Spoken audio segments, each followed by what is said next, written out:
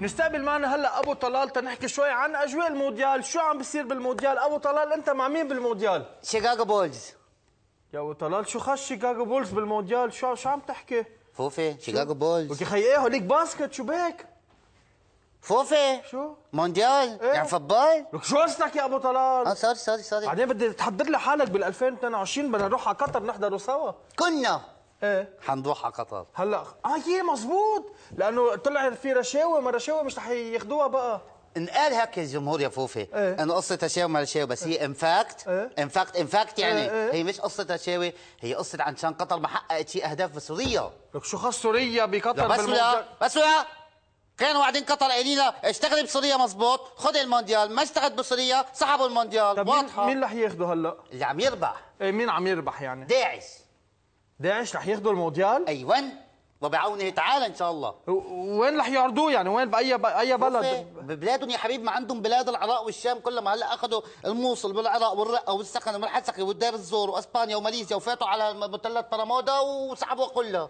هلا كله هاي صارت بلاد داعش؟ لك ايه طب عادي بنحضر مونديال وافتتاح بجيبوا جينيفر لوبيز بتغني وكل شيء عادي؟ بقول لك داعش بتقول لي جينيفر لوبيز؟ شو مين لك بقول لك داعش بتقول لي جينيفر لوبيز؟ مين رح يجيبه يا خيي؟ حيجيبوا شيء على ننسى من هذا الشيء، يعني في افتتاحيه في مين حينشد، حيجيبوا الحجه اصاله ومعها فرقه منجدين وحيقولوا اناشيد دينيه رياضيه حديثه اخرج يا بشار مثلا. أوكي. وفي طنبله والله حيصير في طنبله على حزام ناسف وعلى غساله اوتوماتيك حلو وعلى مايكرويف بعينتين. طب ابو طلال انه بيكون في تحكيم عادي، حكام بينزلوا طبيعي بحكموا. كفوف يا حبيبي عم تحكيني انت كانه انا عم بحكيك يعني عن مسابقه الرياضيات. طبعا بتصير في تحكيم كل شيء، واللي انت ما بتعرفه يا فوفي انه هيدا اطهر مونديال ايفر.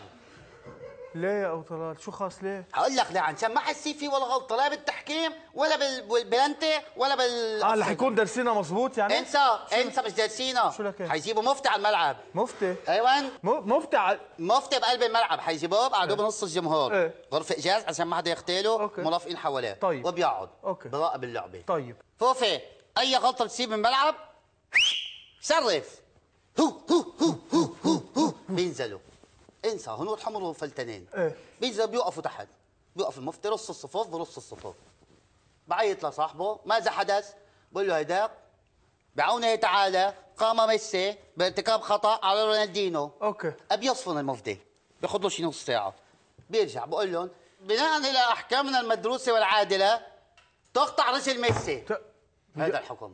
بيقطعوا له اجره؟ بيقطعوا له اجره بكفي اللعب عادي. بيشيلوا له اجره من اساسها يعني؟ معقولها بتصير؟ فوفي داعش شو بدك وزعوا له يعني بونبون بابيون؟ انه بيقطعوا له اجره بكفوا اللعبه عاديه. اصلا يا حبيبي انت ذاكر من فتره بالمونديال كان في 11 لاعب بالملعب نزلوا على دمهم دل الجولر. والله يا فوفي. ليه يا ابو طلال؟ عشان كلهم مش لابسين شرطات شرعيات، كله فوق الركبه. شو عم تحكي؟ هو شيء نزلوا على الملعب صفروا له هو لسوا الملعب باقي الجولر حلو طلعوا. والله يا ابو طلال. طيب بس بعد سؤال انه طب هذا المونديال التشجيع عادي بيكون بالملعب؟ طبعا امواج وما امواج واعلام لا يا حبيبي يا فوفي، ما هي بدي اقول لك شغله، انت بس تقول داعش كل شيء خاصه بداعش بيتغير. يعني لا انت باللعبه الطبيعيه بتشوف امواج هيدي الهو هيدي الماتش عرفت؟ بس عند داعش لا غير شيء. عند داعش انا بقول لك رد وراي. اللهم اجعل الكرة كرة من لهب بين ارجلهم. امين. اللهم اصب الحارس بالعمى. امين. والمدرب بالشلل. امين. اللهم فرق جمعهم. امين. اللهم فضح نسبانهم. بيصير كل واحد يحط جول واحد يفجر حاله. عفاك. يعني مونديال رائع رح يكون ابو طلال. طب رح نحضره على البي ان سبورت نحن هيدا؟ عفوا؟ نحضره على هالاذاعه القطريه بي ان سبورت. بي ان سبورت؟ هيدي اذاعه. تلفزيون يعني؟ انا ما بعرف عشان انا. لا هي حقيقه محتارين بين الوصال والاقرا. عشان داعش يعني اكيد مش حيعرضوه على اكس اكس ال مثلا. انه داعش يا فوفي محتارين بين وصال واقرا.